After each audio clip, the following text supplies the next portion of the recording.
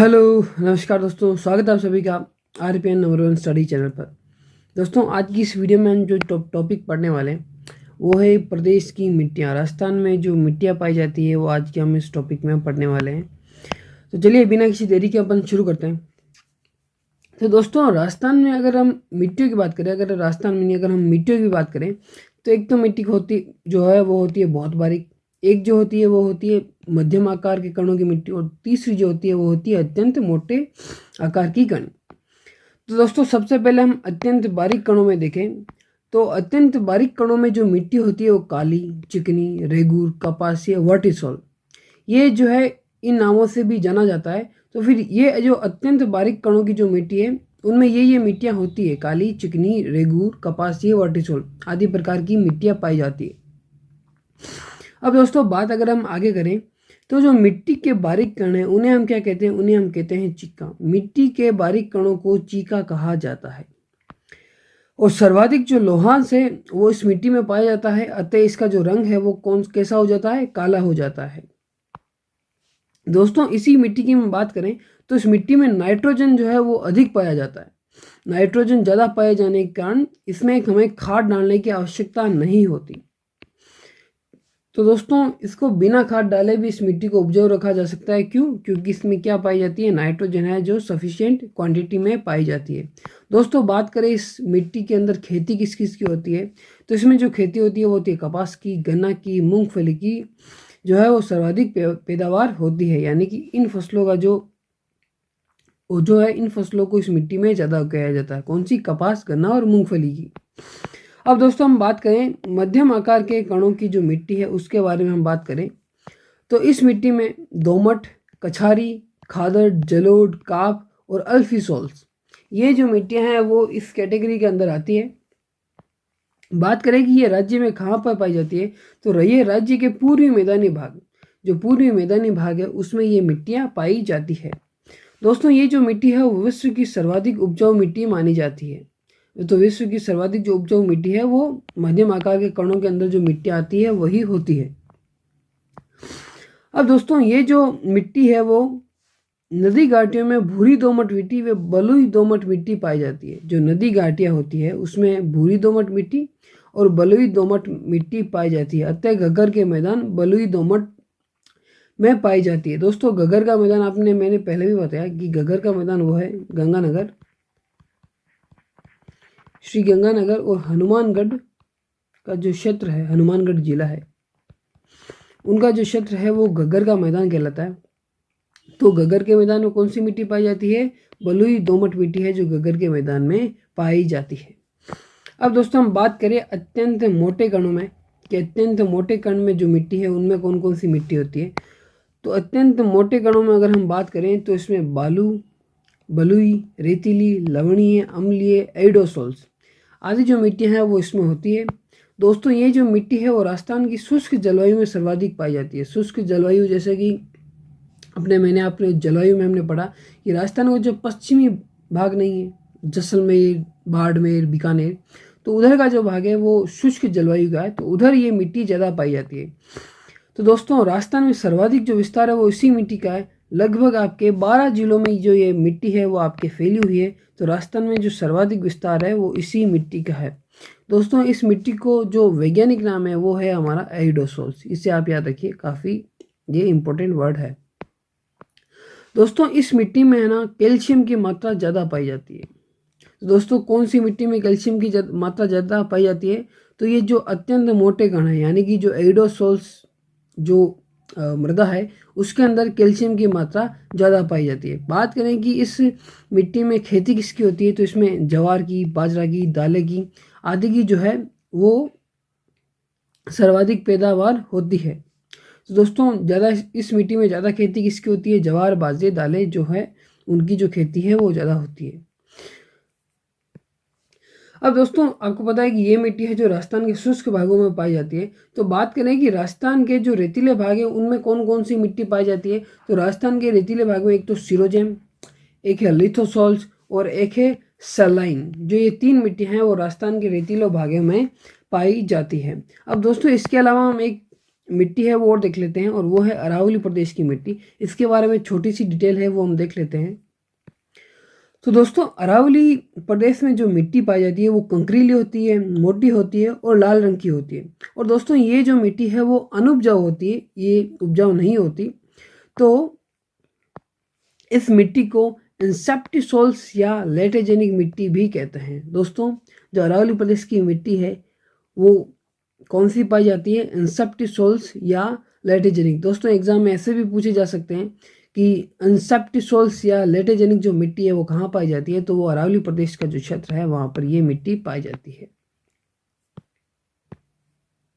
अब दोस्तों, यहाँ पर ये एक पॉइंट है जिसमें यह बता रखा है कि जो मेवाड़ है वहाँ पर कौन सी मिट्टी पाई जाती है।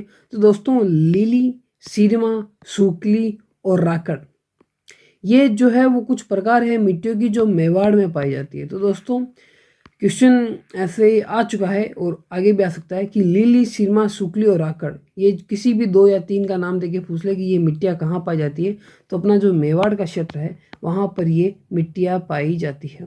अब दोस्तों, कुछ 3-4 जो इम्पोर्टेंट पॉइंट हैं हम उसकी बात कर लेते हैं, मिट्टियों से रिलेटेड, भूमि से रिलेटेड।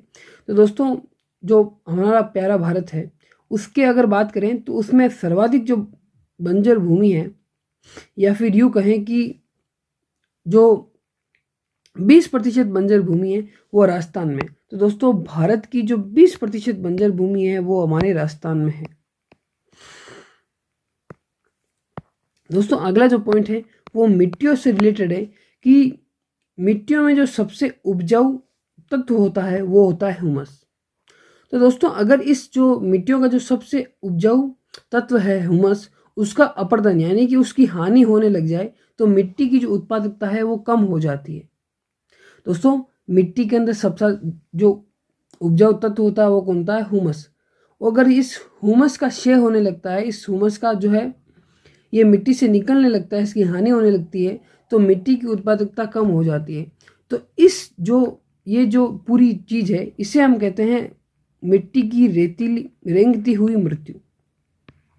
दोस्तों, इससे क्वेश्चन आ चुका है कि मिट्टी की रेंगती हुई मृत्यु कब होती है, तो वो तब होती है जब मिट्टी में ह्यूमस का अपरदन होने लग जाता है। तो आप इस पॉइंट को याद रखिए कि मिट्टी की रेंगती हुई मृत्यु क्या है, तो मिट्टी के अंदर ह्यूमस की कमी मिट्टी की रेंगती हुई मृत्यु है। अब दोस्तों, बात करें कि राजस्थान की मिट्टियों में कौन से तत्व की सर्वाधिक कमी होती है, तो आपके फास्फोरस और जो नाइट्रोजन है। तो राजस्थान की मिट्टियों में जो कमी होती है वो फास्फोरस और नाइट्रोजन की कमी होती है। अब दोस्तों, इसके साथ में आपको एक और मिट्टियों में हम वर्गीकरण करें तो राजस्थान की मिट्टी अगर हम वैज्ञानिक वर्गीकरण करें, राजस्थान की मिट्टियों का वैज्ञानिक वर्गीकरण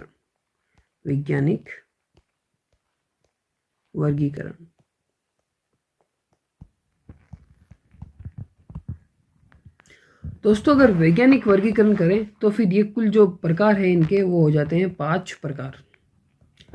राजस्थान की मिट्टियों का जो वैज्ञानिक वर्गीकरण है उसका वर्गीकरण करने पर राजस्थान के अंदर 5 मिट्टियां हो जाती है। दोस्तों, अगर इसे ही हम मैप में देखें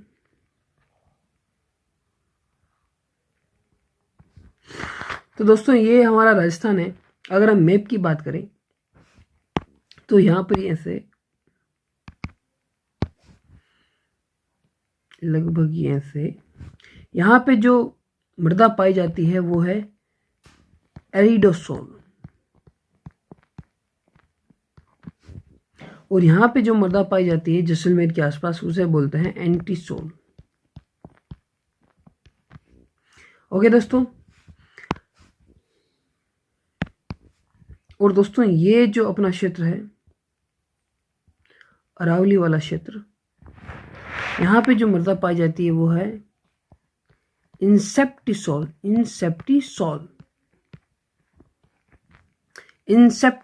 जो मृदा है वो कहाँ पाई जाती है? अरावली। ये कौन सा क्षेत्र हो गया अपना? ये हो गया अरावली पर्वतीय प्रदेश।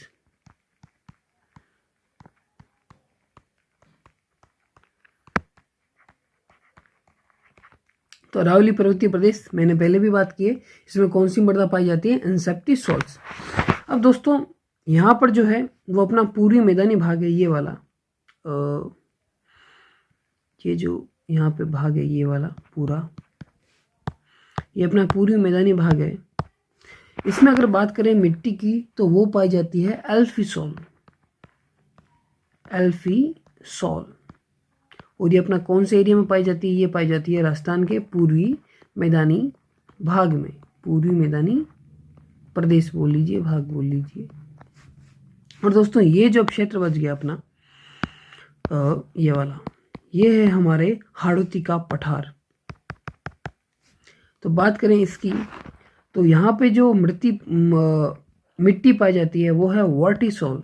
इस मिट्टी को वर्टिसोल बोलते हैं। दोस्तों हम वैज्ञानिक वर्गीकरण देख रहे हैं, राजस्थान की जो मिट्टियाँ हैं उसका वैज्ञानिक वर्गीकरण। तो ये सारे जो है वो मिट्टियों के साइंटिफिक नाम हैं, इनसे बहुत बार क्वेश्चन आ चुका है, तो आप इन सबको याद रखिए। 4-5 बार पढ़ेंगे तो फिर आप इन्हें फिर आराम से कर लेंगे। तो वर्टिसोल जो मृदा है वो कहाँ पाई जाती है? तो वो पाई जाती है अपने हाड़ौती का पठार में। हाड़ौती का जो पठार है वहाँ पे कौन सी मिट्टी पाई जाती है? वहाँ पाई जाती है वर्टिसोल। अब दोस्तों इनसे रिलेटेड कुछ अपन पॉइंट देख लेते हैं। सबसे पहले हम बात कर लेते हैं वर्टिसोल की। तो दोस्तों इसे काली मिट्टी भी कहते हैं। दोस्तों वर्टिसोल को ही हम सामान्य भाषा में क्या बोलते हैं? काली मृदा। तो दोस्तों ये कहाँ पाई जाती है? ये हमने देख लिया कहाँ पाई जाती है, हाड़ौती का पठार में। अब दोस्तों बात करें इस मिट्टी में ये किसके लिए सर्वाधिक उपयोगी है? तो फिर ये कपास के लिए सर्वाधिक उपयोगी है, कपास के लिए उपयोगी। दोस्तों इसी के साथ इस मिट्टी में जल धारण करने की क्षमता अत्यधिक होती है, जल धारण करने की क्षमता। और दोस्तों इसी के साथ इस मिट्टी में लोहा तथा जो एल्यूमिनियम है उसकी प्रधानता होती है। बात कर लेते हैं हम इस मिट्टी में तत्वों की प्रधानता। तो इसमें जो प्रधानता है वो है लोहा व एल्यूमिनियम की। लोहा और एल्यूमिनियम की इसमें प्रधानता पाई जाती है।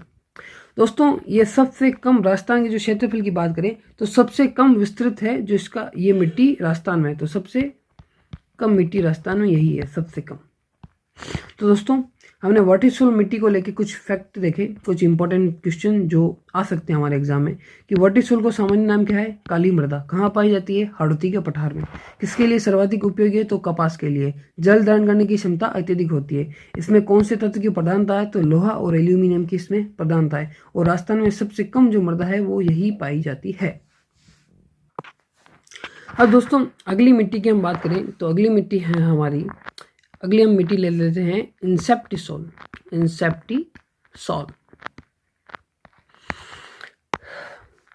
दोस्तों जिस कलर में मैंने इसे लिखा है ये उसी मिट्टी है। अगर हम बात करें इसके नॉर्मल नाम की तो इसे हम लाल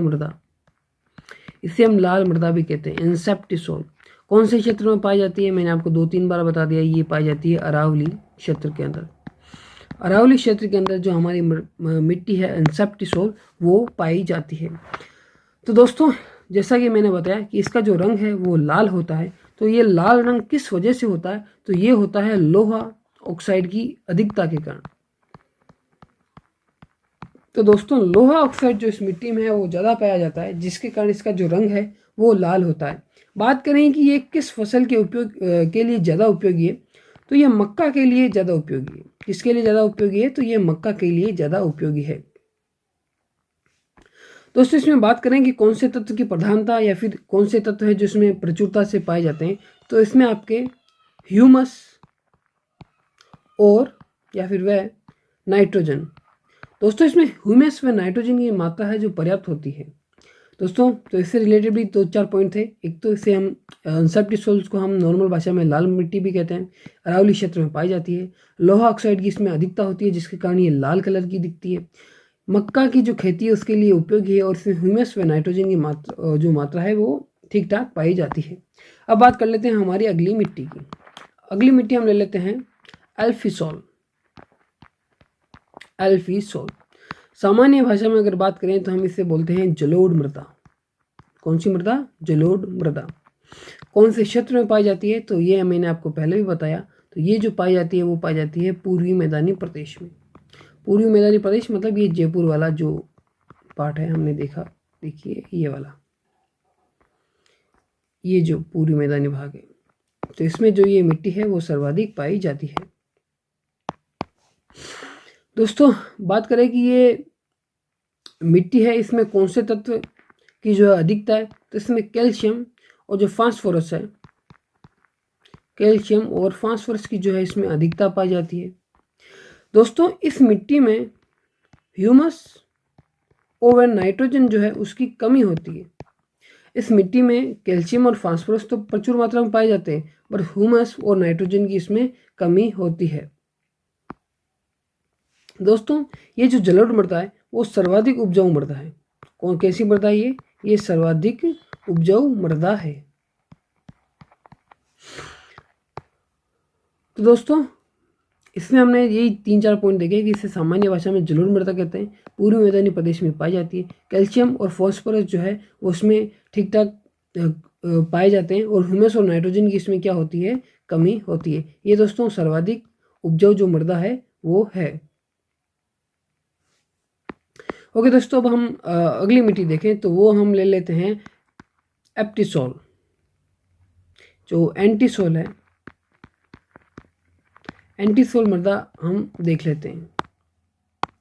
दोस्तों बात करें कि हम इसे साधारण बोलचाल में क्या बोलते हैं, तो ये रेतीली जो मृदा है, रेतीली बलुई मृदा, उसे ही हम वैज्ञानिक भाषा में बोलते हैं एंटीसोल।